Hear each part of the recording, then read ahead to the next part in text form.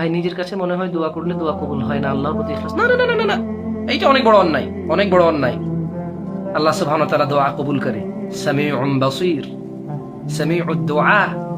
আপনি আল্লাহর কাছে দোয়া করবেন, সেই দোয়া কবুল হবে এই আস্থা রাখবেন, আল্লাহর প্রতি ভরসা রাখবেন।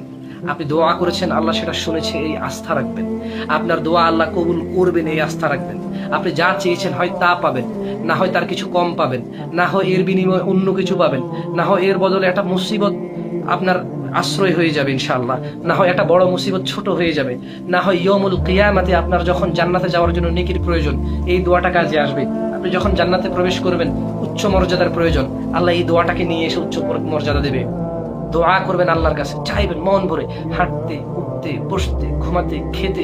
দোয়া করার জন্য ওযু থাকা জরুরি না, শুধু টয়লেট অবস্থায় আল্লাহকে ডাকবেন না, এছাড়া সবসময় আল্লাহকে সবসময় ডাকবেন, সবসময় আল্লাহকে ডাকবেন ইযনিল্লাহি তাআলা।